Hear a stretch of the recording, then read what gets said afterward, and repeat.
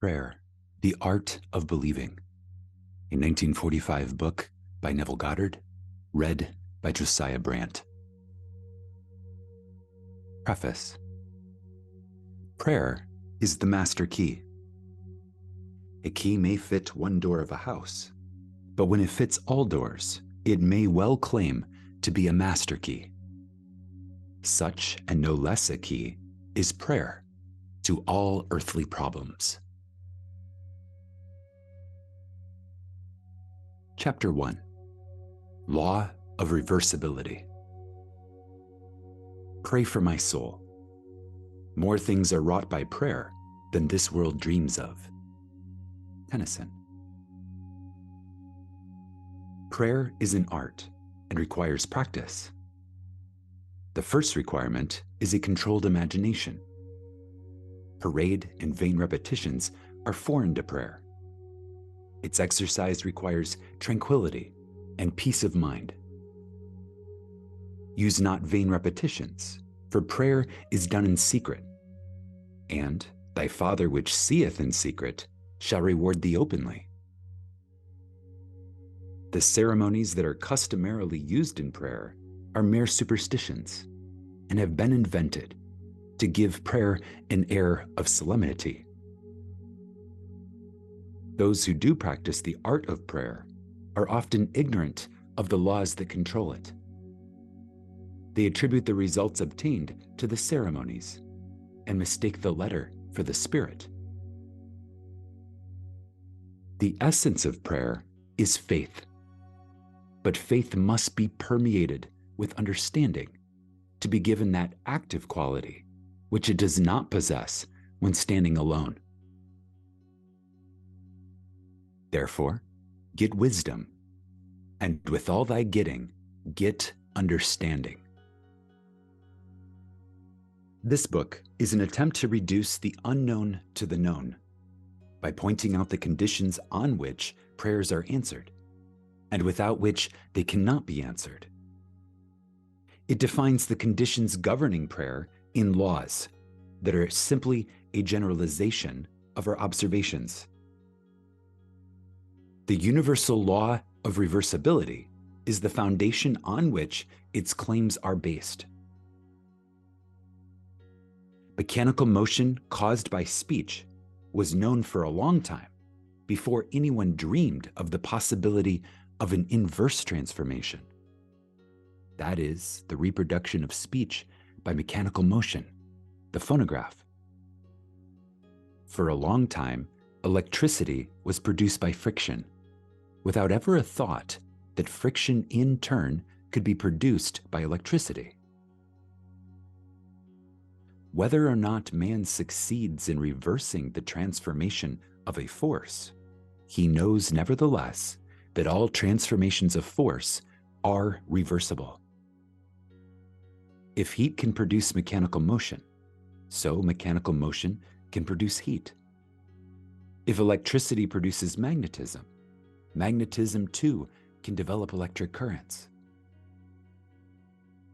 If the voice can cause undulatory currents, so can such currents reproduce the voice, and so on. Cause and effect, energy and matter, action and reaction are all the same and interconvertible. This law is of the highest importance because it enables you to foresee the inverse transformation once the direct transformation is verified. If you knew how you would feel were you to realize your objective, then inversely, you would know what state you could realize were you to awaken in yourself such feeling. The injunction to pray, believing that you already possess what you pray for, is based upon a knowledge of the law of inverse transformation. If your realized prayer produces in you a definite feeling or state of consciousness, then inversely, that particular feeling or state of consciousness must produce your realized prayer. Because all transformations of force are reversible, you should always assume the feeling of your fulfilled wish. You should awaken within you the feeling that you are and have that which heretofore you desired to be and possess. This is easily done by contemplating the joy that would be yours were your objective and accomplished fact, so that you live and move and have your being in the feeling that your wish is realized. Again, because all transformations of force are reversible, you should always assume the feeling of your fulfilled wish. You should awaken within you the feeling that you are and have that which heretofore you desired to be and possess. This is easily done by contemplating the joy that would be yours were your objective and accomplished fact, so that you live and move and have your being in the feeling that your wish is realized. The feeling of the wish fulfilled, if assumed and sustained, must objectify the state that would have created it. This law explains why faith is the substance of things hoped for, the evidence of things not seen, and why he calleth things that are not seen as though they were, and things that were not seen become seen.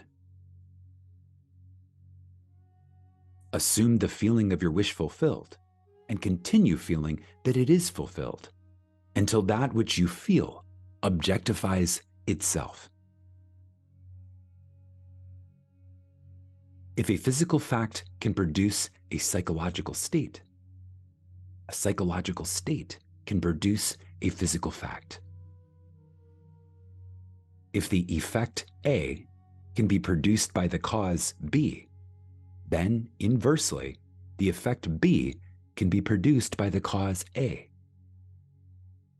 Therefore, I say unto you, what things soever you desire, when you pray, believe that you have received them, and you shall have them. Mark 11:24.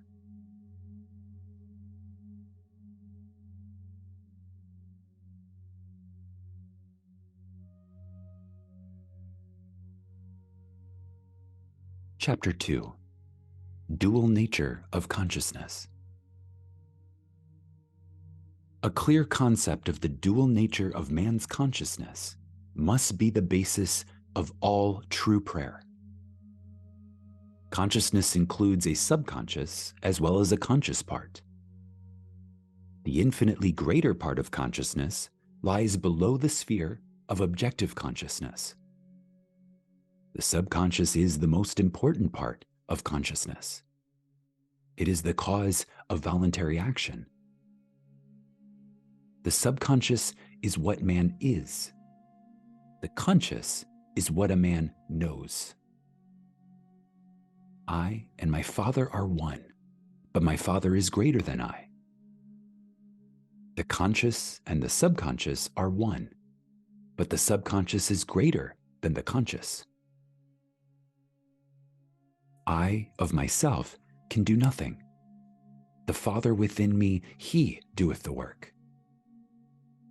I, objective consciousness of myself, can do nothing. The Father, the subconscious, he doeth the work. The subconscious is that in which everything is known, in which everything is possible, to which everything goes, from which everything comes, which belongs to all, to which all have access.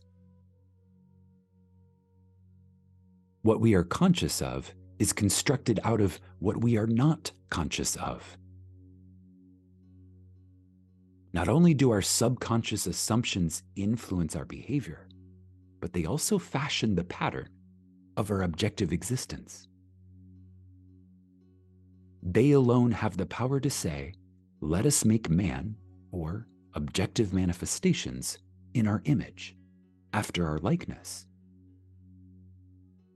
The whole of creation is asleep within the deep of man and is awakened to objective existence by his subconscious assumptions. Within that blankness we call sleep, there is a consciousness in unsleeping vigilance. And while the body sleeps, this unsleeping being releases from the treasure house of eternity the subconscious assumptions of man. Again, what we are conscious of is constructed out of what we are not conscious of. Not only do our subconscious assumptions influence our behavior, but they also fashion the pattern of our objective existence. They alone have the power to say, "Let us make man objective manifestations in our image, after our likeness." The whole of creation is asleep within the deep of man and is awakened to objective existence by his subconscious assumptions. Within that blankness we call sleep, there is a consciousness in unsleeping vigilance.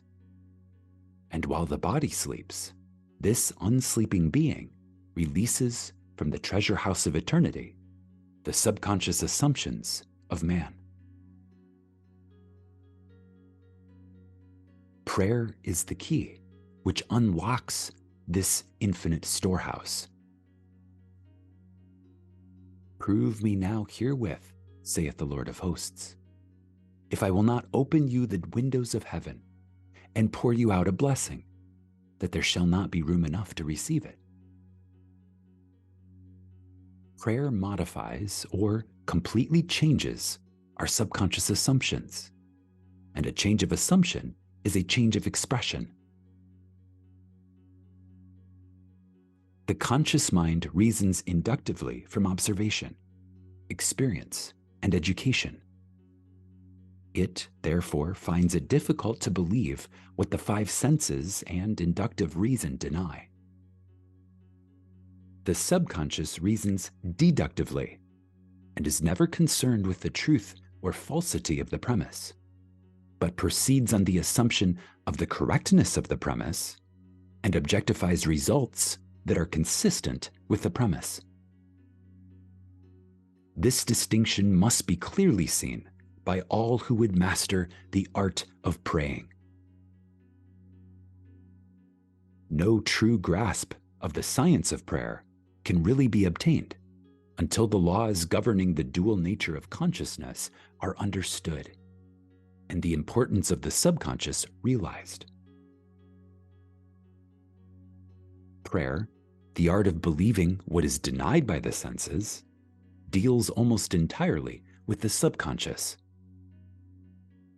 Through prayer, the subconscious is suggested into acceptance of the wish fulfilled, and, reasoning deductively, logically unfolds it to its legitimate end. Far greater is he that is in you than he that is in the world. The subjective mind is the diffused consciousness that animates the world. It is the spirit that giveth life. In all substance is a single soul, subjective mind. Through all creation runs this one unbroken subjective mind. Thought and feeling, fused into beliefs, impresses modifications upon it, charges it with a mission, which mission it faithfully executes. The conscious mind originates premises.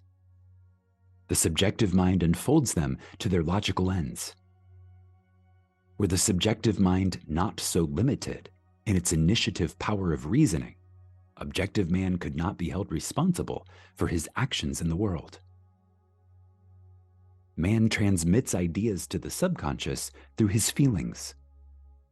The subconscious transmits ideas from mind to mind through telepathy.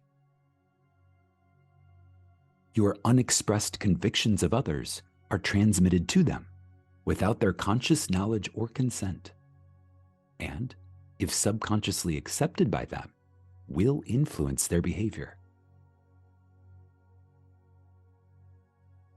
The only ideas they subconsciously reject are your ideas of them, which they could not wish to be true of anyone. Whatever they could wish for others can be believed of them. And by the law of belief, which governs subjective reasoning, they are compelled to subjectively accept and therefore objectively express accordingly. The subjective mind is completely controlled by suggestion. Ideas are best suggested when the objective mind is partly subjective. That is, when the objective senses are diminished or held in abeyance. This partly subjective state can best be described as controlled reverie, wherein the mind is passive, but capable of functioning with absorption. It is a concentration of attention. There must be no conflict in your mind when you are praying. Turn from what is to what ought to be. Assume the mood of fulfilled desire. And, by the universal law of reversibility, you will realize your desire.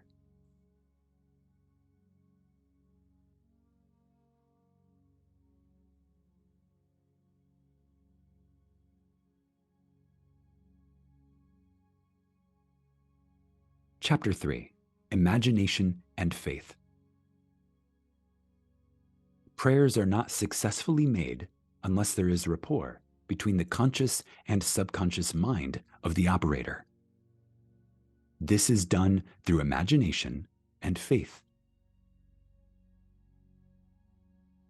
By the power of imagination, all men, certainly imaginative men, are forever casting forth enchantments. And all men, especially unimaginative men, are continually passing under their power. Can we ever be certain that it was not our mother, while darning our socks, who began that subtle change in our minds? If I can unintentionally cast an enchantment over persons, there is no reason to doubt that I am able to cast intentionally a far stronger enchantment. Everything that can be seen, touched, explained, argued over, is to the imaginative man nothing more than a means. For he functions by reason of his controlled imagination in the deep of himself, where every idea exists in itself and not in relation to something else. In him there is no need for the restraints of reason, for the only restraint he can obey is the mysterious instinct that teaches him to eliminate all moods other than the mood of fulfilled desire. Imagination and faith are the only faculties of mind needed to create objective conditions. The faith required for the successful operation of the law of consciousness is a purely subjective faith, and is attainable upon the cessation of active opposition on the part of the objective mind of the operator.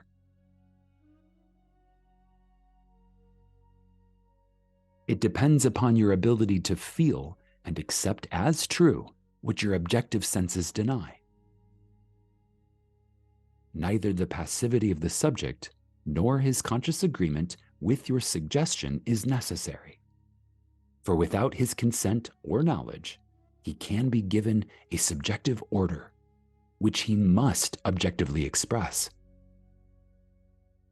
It is a fundamental law of consciousness that by telepathy, we can have immediate communion with another. To establish rapport, you call the subject mentally. Focus your attention upon them and mentally shout their name, just as you would to attract the attention of anyone. Imagine that they have answered and mentally hear their voice. Represent them to yourself inwardly in the state you want them to obtain. Then imagine that they are telling you, in the tones of ordinary conversation, what you want to hear. Mentally answer them. Tell them of your joy in witnessing their good fortune. Having mentally heard with all the distinctness of reality that which you wanted to hear, and having thrilled to the news heard, return to objective consciousness. Your subjective conversation must awaken what it affirmed. Thou shalt decree a thing, and it shall be established unto thee. It is not a strong will that sends the subjective word on its mission, so much as it is clear thinking and feeling the truth of the state affirmed. When belief and will are in conflict, belief invariably wins. Not by might, nor by power, but by my Spirit, saith the Lord of hosts. It is not what you want that you attract. You attract what you believe is true. Again, it is not what you want that you attract. You attract what you believe is true. Therefore, to get into the spirit of these mental conversations and give them the same degree of reality that you would a telephone conversation. If thou canst believe, all things are possible to him that believeth. Therefore I say unto you, what things soever you desire, when you pray, believe that you have received them, and you shall have them. The acceptance of the end wills the means, and the wisest reflection could not devise a more effective means than those which are willed by the acceptance of the end. Mentally talk to your friends as though your desires for them were already realized.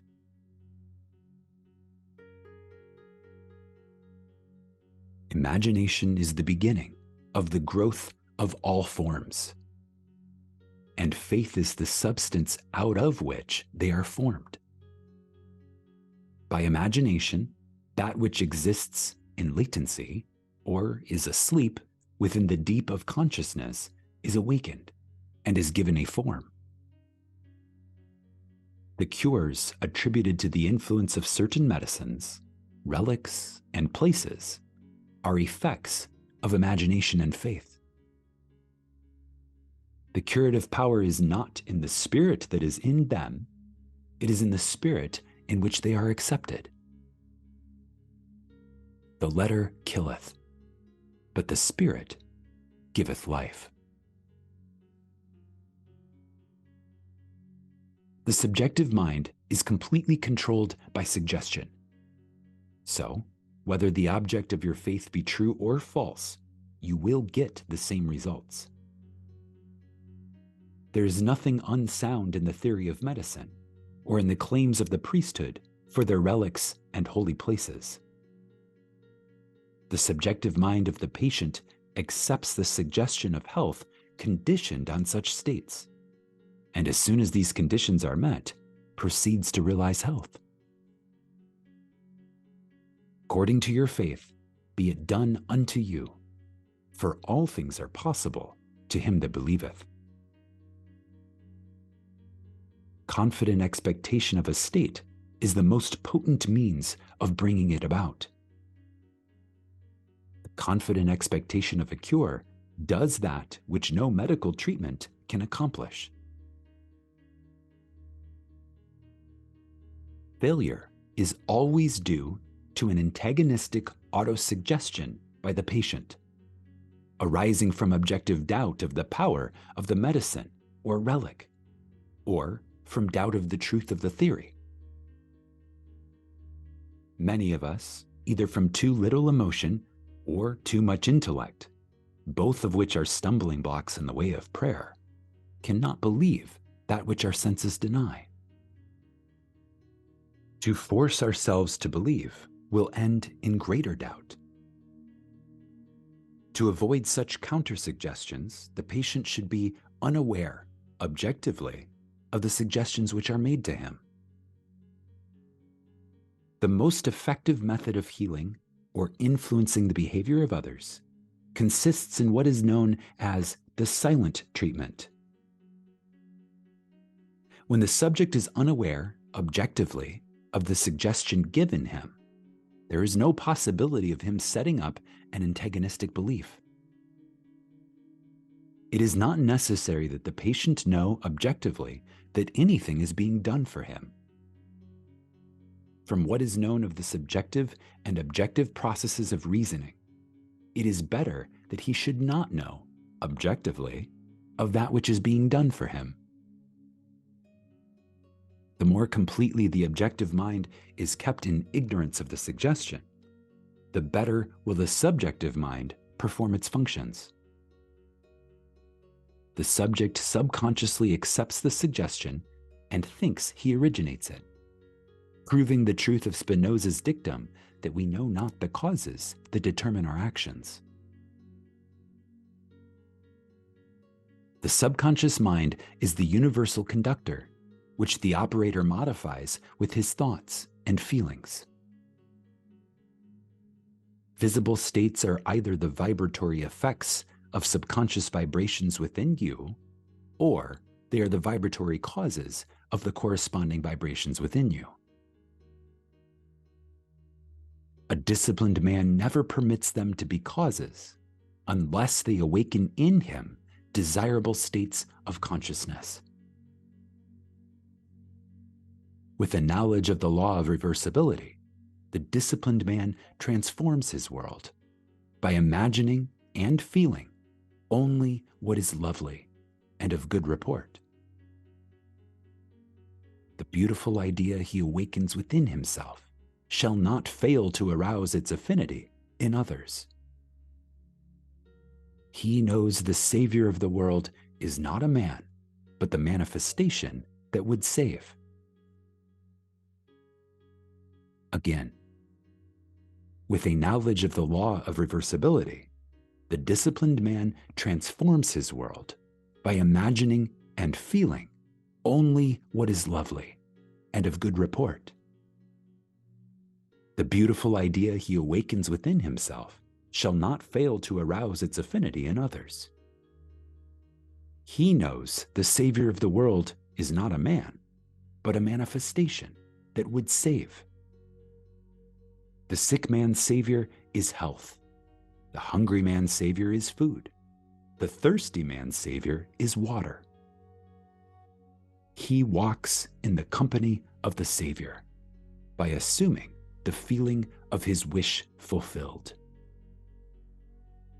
By the laws of reversibility, that all transformations of force are reversible, the energy or feeling awakened transforms itself into the state imagined. He never waits 4 months for the harvest. If in 4 months the harvest will awaken in him a state of joy, then inversely, the joy of harvest now will awaken the harvest now. Now is the acceptable time to give beauty for ashes, joy for mourning, praise for the spirit of heaviness, that they might be called trees of righteousness, the planting of the Lord, that he might be glorified.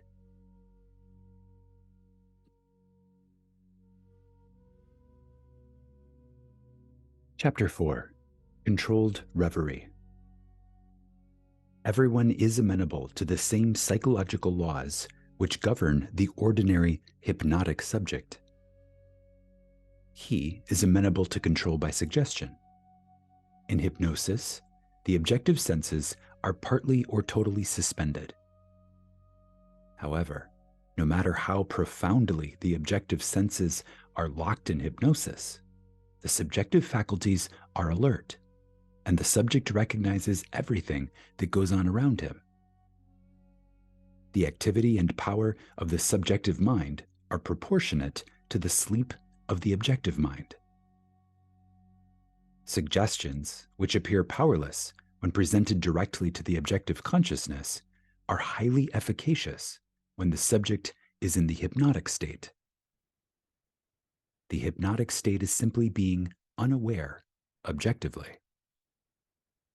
In hypnotism, the conscious mind is put to sleep, and the subconscious powers are exposed so as to be directly reached by suggestion. It is easy to see from this, providing you accept the truth of mental suggestions, that anyone not objectively aware of you is in a profound hypnotic state relative to you. Therefore, curse not the king, no, not even in thy thought, and curse not the rich in thy bedchamber, for a bird of the air shall carry the voice, and that which hath wings shall tell the matter. Ecclesiastes 10:20. What you sincerely believe as true of another, you awaken within them. No one need be entranced in the ordinary manner to be helped. If the subject is consciously unaware of the suggestion, and if the suggestion is given with conviction and confidently accepted by the operator as true, then you have the ideal setting for a successful prayer. Represent the subject to yourself mentally, as though he had already done that which you desire him to do. Mentally speak to him and congratulate him on having done what you want him to do. Mentally see him in the state you want him to obtain. With the circle of its action, every word subjectively spoken awakens, objectively, what it affirms. Incredulity on the part of the subject is no hindrance when you are in control of your reverie. Bold assertion by you, while you are partly in a subjective state, awakens what you affirm. Self-confidence on your part and the thorough belief in the truth of your mental assertion are all that is needed to produce results. Visualize the subject. Imagine that you hear his voice. This establishes contact with his subjective mind. Then, imagine that he is telling you what you want to hear. If you want to send him words of health and wealth, then imagine that he is telling you, I have never felt better, and I have never had more. And mentally tell him of your joy in witnessing his good fortune. Imagine that you see and hear his joy. A mental conversation with the subjective image of another must be in a manner which does not express the slightest doubt as to the truth of what you hear and say. If you have the least idea that you do not believe what you have imagined you have heard and seen, the subject will not comply, for your subjective mind will transmit only your fixed ideas. Only fixed ideas can awaken their vibratory correlates in those toward whom they are directed. In the controlled reverie, ideas must be suggested with the utmost care. If you do not control your imagination in the reverie, your imagination will control you. Whatever you suggest with confidence is law to the subjective mind. It is under obligation to objectify that which you mentally affirm. Again, whatever you suggest with confidence is law to the subjective mind. It is under obligation to objectify that which you mentally affirm. Not only does the subject execute the state affirmed, but he does it as though the decision had come of itself, or the idea had been originated by him. Control of the subconscious is dominion over all. Each state obeys one's mind's control. Control of the subconscious is accomplished through control of your beliefs, which, in turn, is the all-potent factor in the production of visible states. Imagination and faith are the secrets of creation.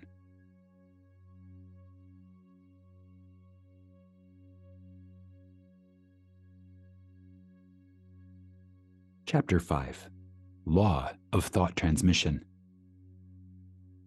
He sent his word and healed them, and delivered them from their destructions. He transmitted the consciousness of health, and it awoke its vibratory correlate in the one toward whom it was directed. He mentally represented the subject to himself in a state of health, and imagined he heard the subject confirm it. For no word of God shall be void of power.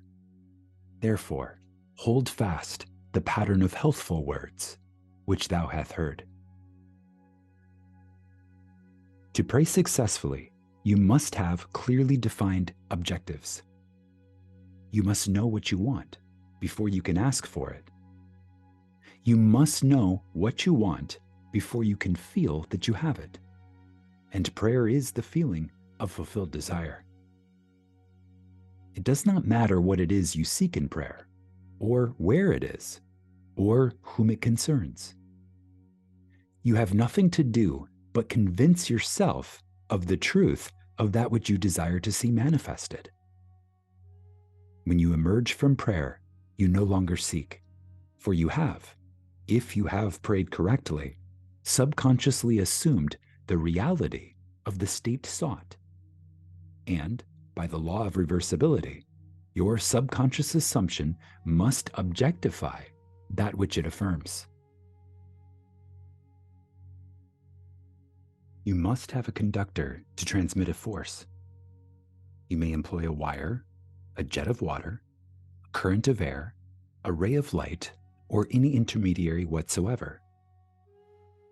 The principle of the photophone, or the transmission of voice by light, will help you to understand thought transmission, or the sending of a word to heal another. There's a strong analogy between a spoken voice and a mental voice. To think is to speak low. To speak is to think aloud. The principle of the photophone is this. A ray of light is reflected by a mirror and projected to a receiver at a distant point. Back of the mirror is a mouthpiece. By speaking into the mouthpiece, you cause the mirror to vibrate. A vibrating mirror modifies the light reflected on it. The modified light has your speech to carry, not as speech, but is represented in its mechanical correlate. It reaches the distant station and impinges on a disc within the receiver. It causes the disc to vibrate according to the modification it undergoes, and it reproduces your voice. I am the light of the world. I am, the knowledge that I exist, is a light, by means of which what passes in my mind is rendered visible. Memory, or my ability to mentally see what is not objectively present, proves that my mind is a mirror, and so sensitive a mirror that it can reflect a thought. The reperception of an image in memory in no way differs as a visual act from the perception of my image in a mirror. The same principle of seeing is involved in both. Your consciousness is the light reflected on the mirror of your mind and projected in space to the one of whom you think. By mentally speaking to the subjective image in your mind, you cause the mirror of your mind to vibrate. Your vibrating mind modifies the light of consciousness reflected on it. The modified light of consciousness reaches the one toward whom it is directed and impinges on the mirror of his mind. It causes his mind to vibrate according to the modifications it undergoes. Thus, it reproduces in him what was mentally affirmed by you. Your beliefs, your fixed attitudes of mind, constantly modify your consciousness as it is reflected on the mirror of your mind. Your consciousness, modified by your beliefs, objectifies itself in the conditions of your world. To change the world, you must first change your conception of it. To change a man, you must first change your conception of him. You must believe him to be the man you want him to be, and mentally talk to him as though he were. All men are sufficiently sensitive to reproduce your beliefs of them. Therefore, if your word is not reproduced visibly in him toward whom it is sent, the cause is to be found in you, not in the subject. As soon as you believe in the truth of the state affirmed, results follow. Everyone can be transformed. Every thought can be transmitted. Every thought can be visibly embodied. Subjective words, subconscious assumptions, awaken what they affirm. They are living and active, and shall not return unto me void, but shall accomplish that which I please, and shall prosper in the thing whereto I sent them. They are endowed with the intelligence pertaining to their mission, and will persist until the object of their existence is realized. They persist until they awaken the vibratory correlates of themselves within the one toward whom they are directed. But the moment the object of their creation is accomplished, they cease to be. The word spoken subjectively in quiet confidence will always awaken a corresponding state in the one for whom it was spoken. But the moment its task is accomplished, it ceases to be, permitting the one in whom the state is realized to remain in the consciousness of the state affirmed, or to return to his former state. Whatever state has your attention holds your life. Therefore, to become attentive to a former state is to return to that condition. Remember not the former things, neither consider the things of old.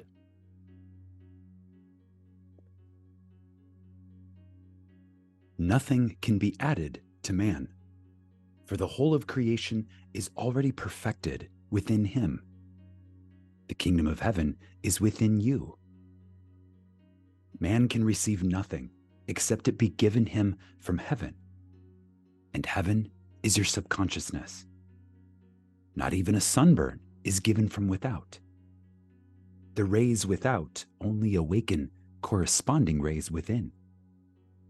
Were the burning rays not contained within man, all the concentrated rays in the universe could not burn him.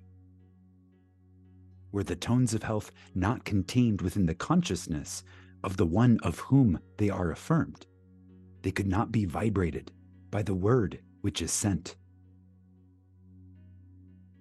You do not really give to another. You resurrect that which is asleep within him. The damsel is not dead, but sleepeth.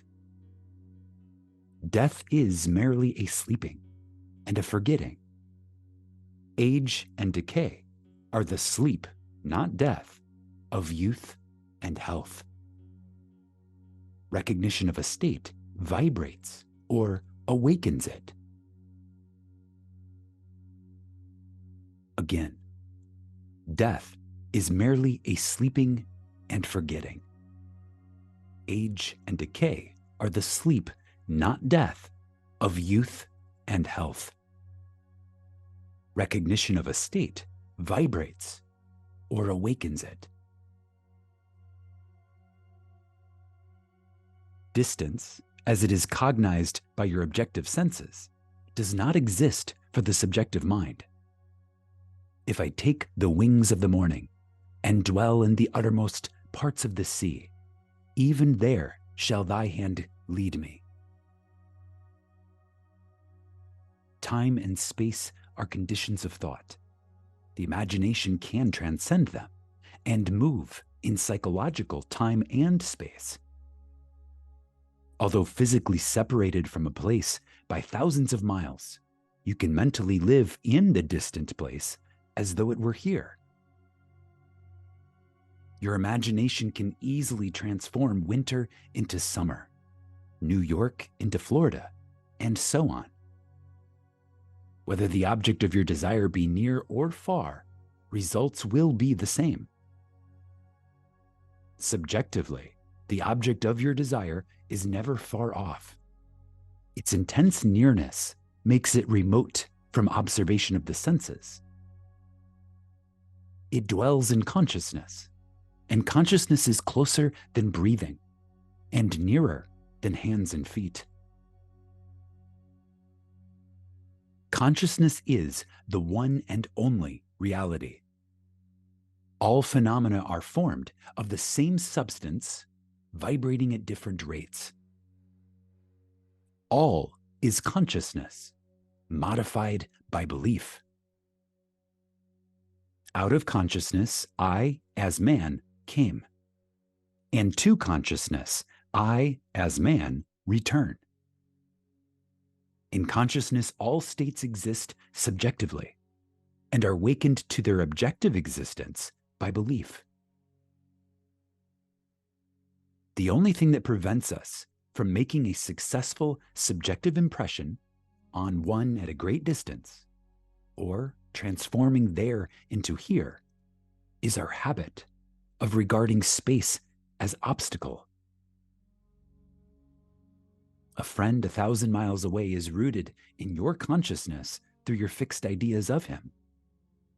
To think of him and represent him to yourself inwardly in the state you desire him to be, confident that this subjective image is as true as though it were already objectified, awakens in him a corresponding state, which he must objectify.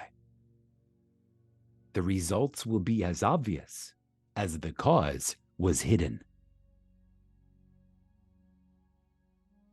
The subject will express the awakened state within him and remain unaware of the true cause of his action. Your illusion of free will is but ignorance of the causes which make you act.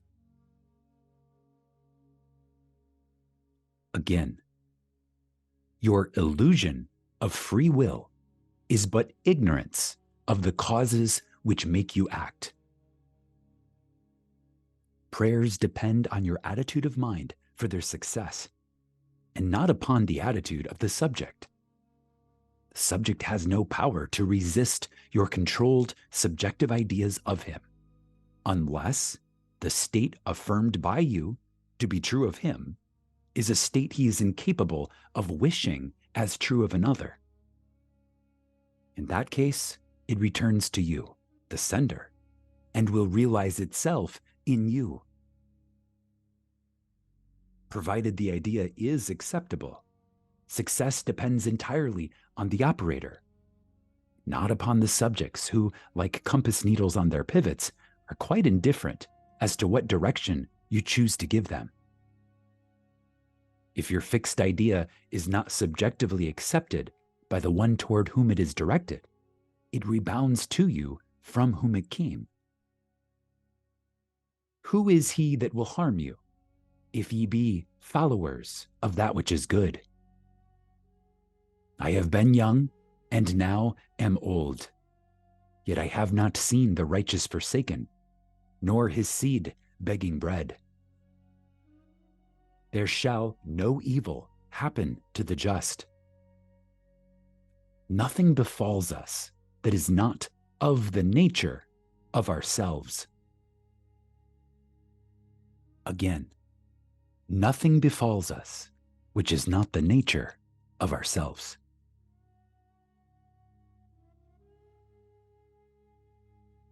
A A person who directs a malicious thought to another will be injured by its rebound if he fails to get subconscious acceptance of the other. As you sow, so shall you reap. Furthermore, what you can wish and believe of another can be wished and believed of you, and you have no power to reject it if the one who desires it for you accepts it as true of you. The only power to reject a subjective word is to be incapable of wishing a similar state of another. To give presupposes the ability to receive. The possibility to impress an idea upon another mind presupposes the ability of that mind to receive that impression. Fools exploit the world. The wise transfigure it. It is the highest wisdom to know that in the living universe, there is no destiny other than that created out of the imagination of man. There is no influence outside of the mind of man. Again, it is the highest wisdom to know that in the living universe, there is no destiny other than that created out of the imagination of man. There is no influence outside of the mind of man.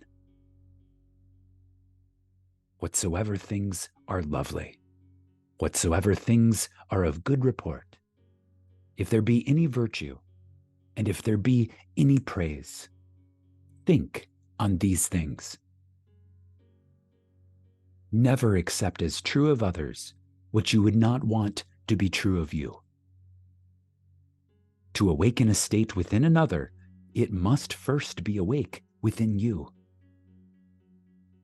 The state you would transmit to another can be transmitted only if it is believed by you. Therefore, to give is to receive. You cannot give what you do not have, and you have only what you believe. So to believe a state as true of another not only awakens that state within the other, but also makes it alive within you. You are what you believe.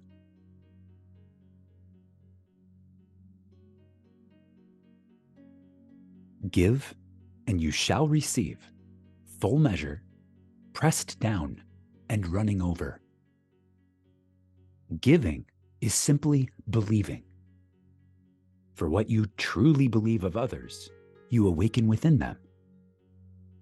The vibratory state transmitted by your belief persists until it awakens its corresponding vibration in him of whom it is believed. But before it can be transmitted, it must first be awake within the consciousness of the transmitter. Whatever is awake within your consciousness, you are. Whether the belief pertains to self or another does not matter, for the believer is defined by the sum total of his beliefs or subconscious assumptions. Again, whatever is awake within your consciousness, you are. Whether the belief pertains to self or to another does not matter, for the believer is defined by the sum total of his beliefs or subconscious assumptions. As a man thinketh in his heart, in the deep subconscious of himself, so is he. Disregard appearances and subjectively affirm as true that which you wish to be true. This awakens in you the tone of the state affirmed, which in turn realizes itself in you and in the one of whom it is affirmed. Give, and you shall receive. Beliefs invariably awaken what they affirm. The world is a mirror wherein everyone sees himself reflected. The objective world reflects the beliefs of the subjective mind.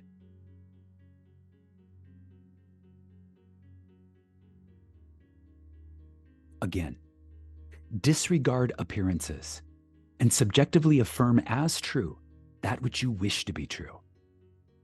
This awakens in you the tone of the state affirmed, which in turn realizes itself in you and in the one of whom it is affirmed.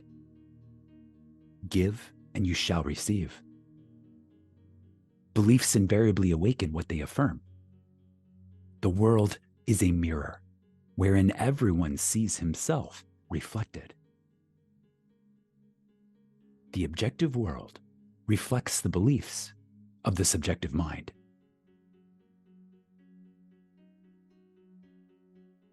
Some people are self-impressed best by visual images, others by mental sounds, and still others by mental actions. The form of mental activity which allows the whole power of your attention to be focused in one chosen direction is the one to cultivate, until you can bring all to play on your objective at the same time. Again, the form of mental activity which allows the whole power of your attention to be focused in one chosen direction is the one to cultivate, until you can bring all to play on your objective at the same time. Should you have some difficulty in understanding the terms visual images, mental sounds, and mental actions, here is an illustration that should make their meanings clear. A imagines that he sees a piece of music, knowing nothing at all about musical notations. The impression in his mind is purely visual image. B imagines he sees the same piece, but he can read music, and he can imagine how it would sound when played on the piano. That imagination is mental sound. C also reads music and is a pianist. As he reads, he imagines himself playing the piece. The imaginary action is mental action. The visual images, mental sounds, and mental actions are creations of your imagination. And though they appear to come from without, they actually come from within yourself. They move as if moved by another, but are really launched by your own spirit from the magical storehouse of imagination. They are projected into space by the same vibratory law that governs the sending of a voice or picture. Speech and images are projected not as speech or images, but as vibratory correlates. Subjective mind vibrates according to the modifications it undergoes by the thought and feelings of the operator. The visible state created is the effect of the subjective vibrations. A feeling is always accompanied by a corresponding vibration. That is, a change in expression or sensation of the operator. There is no thought or feeling without expression. No matter how motionless you appear to be, if you reflect with any degree of intensity, there is always an execution of slight muscular movements. The eye, though shut, follows the movements of the imaginary objects, and the pupil is dilated or contracted according to the brightness or the remoteness of those objects. Respiration is accelerated or slowed according to the course of your thoughts. The muscles contract correspondingly to your mental movements. This change of vibration persists until it awakens a corresponding vibration in the subject, which vibration then expresses itself in a physical fact. And the Word was made flesh. Energy, as you can see in the case of a radio, is transmitted and received in a field, a place where changes in space occur. The field and energy are one and inseparable. The field or subject becomes the embodiment of the word or energy received. The thinker and the thought, the operator and the subject, the energy and the field are one. Were you still enough to hear the sound of your beliefs, you would know what is meant by the music of the spheres. Again, were you still enough to hear the sound of your beliefs, you would know what is meant by the music of the spheres. The mental sound you hear in prayer as coming from without are really produced by yourself. Self-observation will reveal this fact. As the music of the spheres is defined as the harmony heard by the gods alone, and is supposed to be produced by the movement of the celestial spheres, so too is the harmony you subjectively hear for others heard by you alone, and produced by the movement of your thoughts and feelings in the true kingdom, or heaven within you.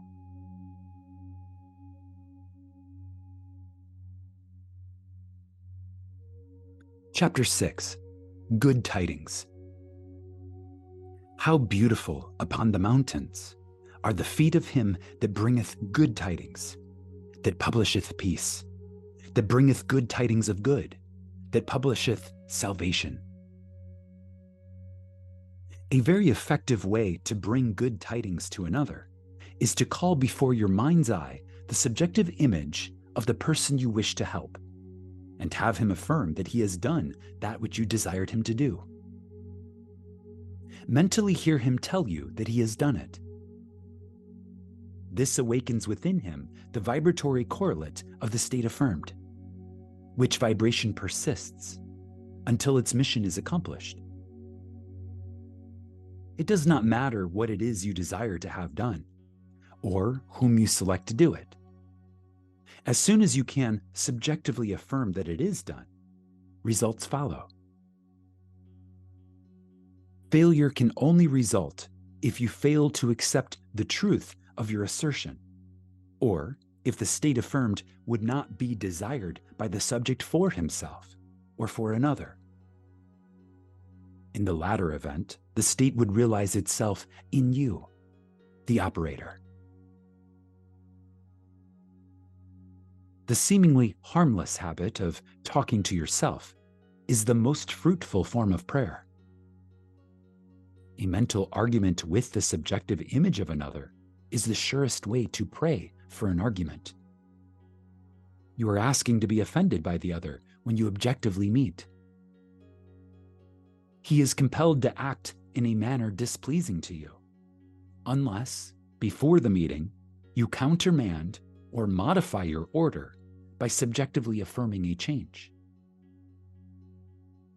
Unfortunately, man forgets his subjective arguments, his daily mental conversations with others, and so is at a loss for an explanation of the conflicts and misfortunes of his life. As mental arguments produce conflicts, so happy mental conversations produce corresponding visible states of good tidings. Man creates himself out of his own imagination. If the state desired is for yourself, and you find it difficult to accept as true what your senses deny, call before your mind's eye the subjective image of a friend, and have him mentally affirm that you are already that which you desire to be. This establishes in him, without his conscious consent or knowledge, the subconscious assumption that you are that which he mentally affirmed, which assumption, because it is unconsciously assumed, will persist until it fulfills its mission. Its mission is to awaken in you its vibratory correlate, which vibration, when awakened in you, realizes itself as an objective fact.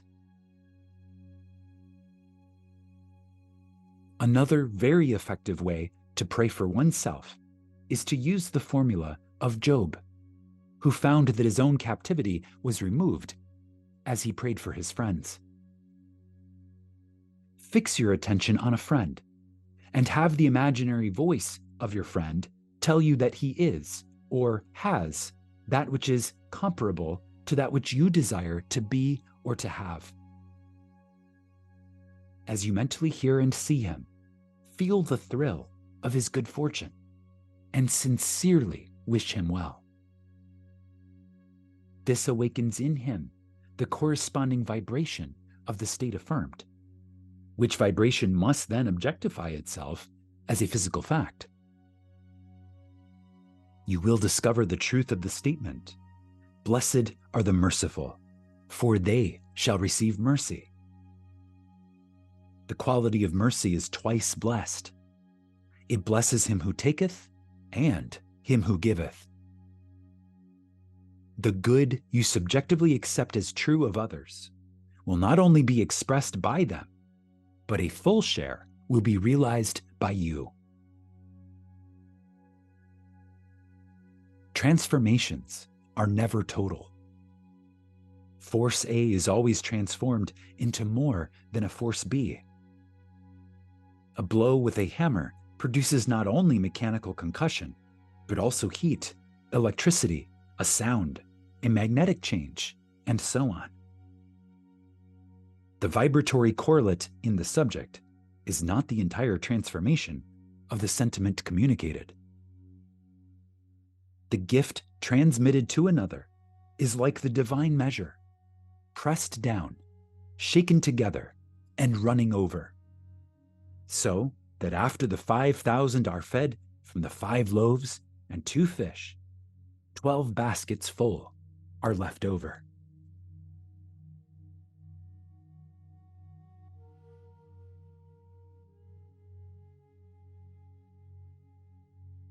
Chapter 7, The Greatest Prayer. Imagination is the beginning of creation. You imagine what you desire, and then you believe it to be true. Every dream could be realized by those self-disciplined enough to believe it. People are what you choose to make them. A man is according to the manner in which you look at him. You must look at him with different eyes before he will objectively change. 2 men looked from the prison bars. One saw the mud, and the other saw the stars. Centuries ago, Isaiah asked the question, "Who is blind but my servant, or deaf as my messenger that I sent?" Who is blind as he that is perfect, and blind as the Lord's servant? The perfect man judges not after appearances, but judges righteously. He sees others as he desires them to be. He hears only what he wants to hear. He sees only the good in others. In him there is no condemnation, for he transforms the world with his seeing and hearing. The king that sitteth on the throne scattereth the evil with his eye. Sympathy for living things, agreement with human limitations, is not in the consciousness of the king, because he has learned to separate their false concepts from their true being. Again, agreement with human limitations is not in the consciousness of the king, because he has learned to separate their false concepts from their true being. To him, poverty is but the sleep of wealth. He does not see caterpillars, but painted butterflies to be. Not winter, but summer sleeping. Not a man in want, but Jesus sleeping. Jesus of Nazareth, who scattereth the evil with his eye, is asleep in the imagination of every man. And out of his own imagination must man awaken him by subjectively affirming, I am Jesus.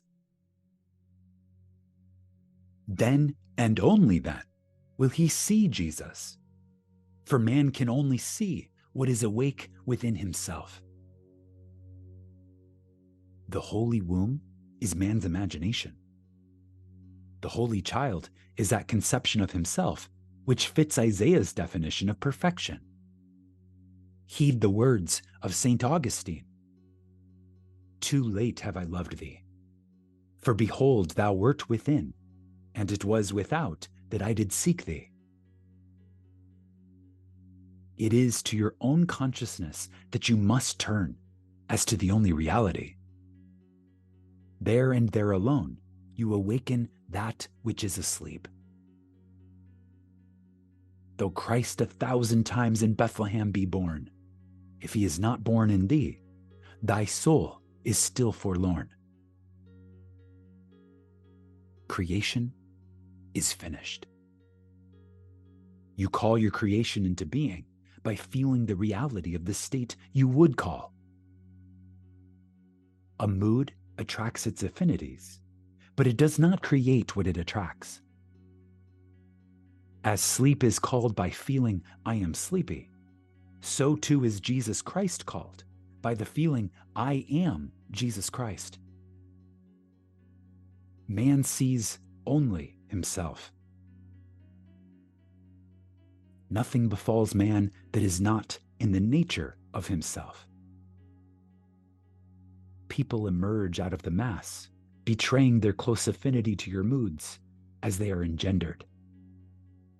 You meet them seemingly by accident, but find they are intimates of your moods.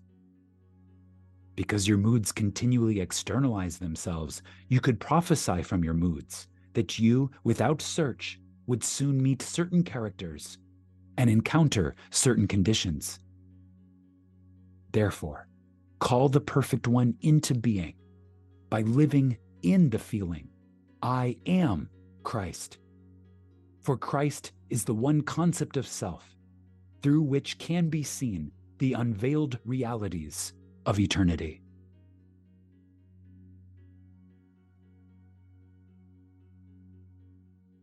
Our behavior is influenced by our subconscious assumption, respecting our own social or intellectual rank and that of the one we are addressing. Let us seek for and evoke the greatest rank, and the noblest of all is that which disrobes man of his mortality and clothes him with uncurbed immortal glory. Let us assume the feeling, I am Christ, and our whole behavior will subtly and unconsciously change in accordance with that assumption. Our subconscious assumptions continually externalize themselves, that others may consciously see us as we subconsciously see ourselves, and tell us by their actions what we have subconsciously assumed ourselves to be.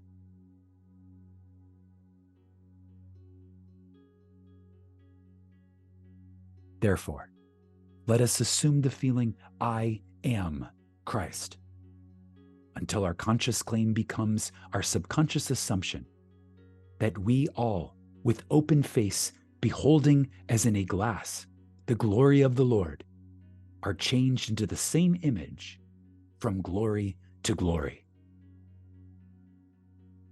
Let God awake and his enemies be destroyed. There is no greater prayer for man.